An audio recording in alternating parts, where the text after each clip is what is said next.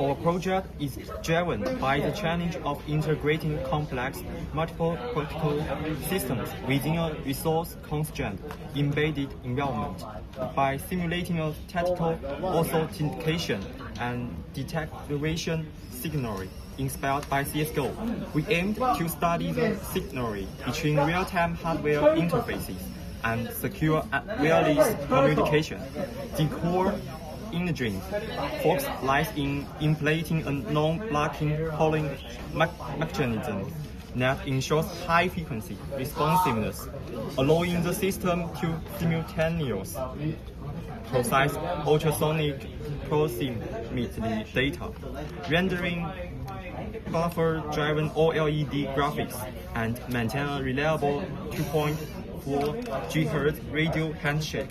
Ultimately, this project serves as a practical exploration of deterministic system design, where auditory and visual feedback loops are synchronized to demonstrate robust error handling and low latency interaction in a time-critical execution window. Okay, let me introduce the hardware. Here we have in the microbit we have an accelerometer to detect the position, whether it is perpendicular straight on the wall and perpendicular to the ground. And this is the ultrasonic sensor. It detects the distance between the hand and the sensor. If the distance is less than 5 centimeters, people can defuse the bomb. And this is a keyboard. The keyboard is for password input. And we have a button. If we press this button, the bomb will be set.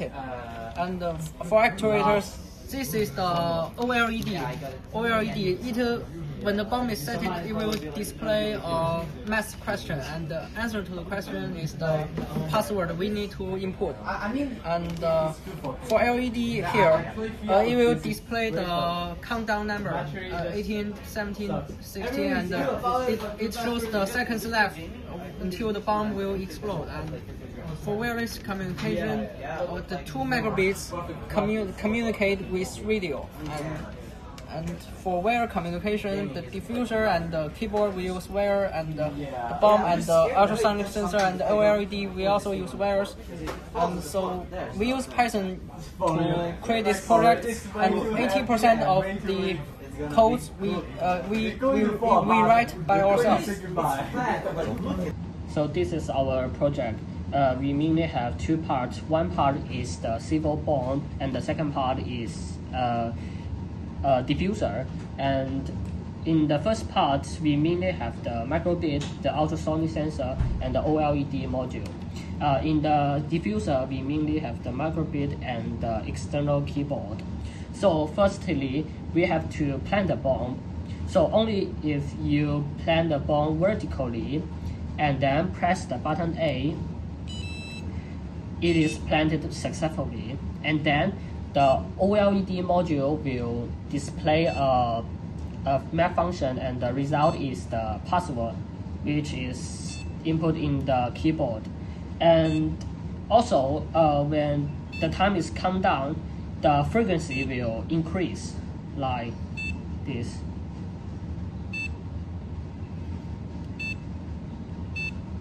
Yeah, like this.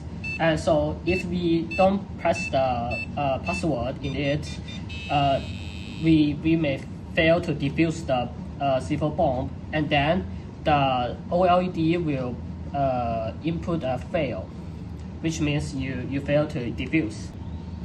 So right now, how do we defuse the civil bomb correctly? So by the way, if we don't do any action, the first diffuser state will be a set phase. And then we plant the civil bomb. And if our hand is close enough to the ultrasonic, then the ultrasonic will tell the civil bomb to send a radio to the diffuser, and then the diffuser will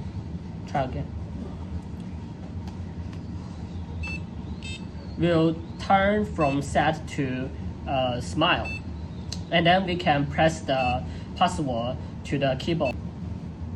So right now we have to put the password 14 into the keyboard.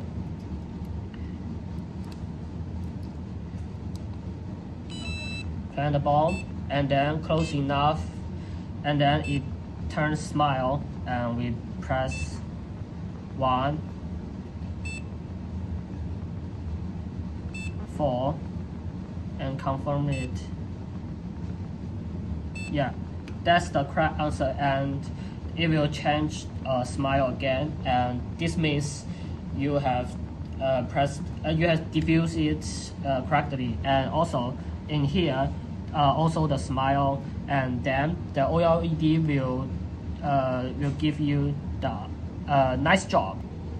So if the countdown turns to 0, it will definitely explode. However, we have more special situation, like if you press the password wrong for 3 times, it will also explode. Let me show you.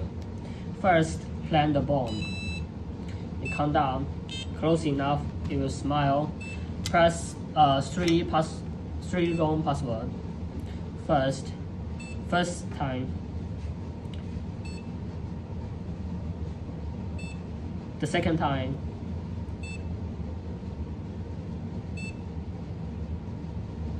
And the third time, it will explode, showing a screw, and in the OLED module, it will show the fail. Okay, now let me introduce some ingenious ideas of our project. Let me plant it first.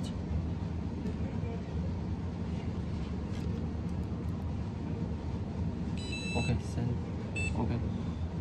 so first of all, the original intention of disconnecting the bomb and the diffuser during bomb installation.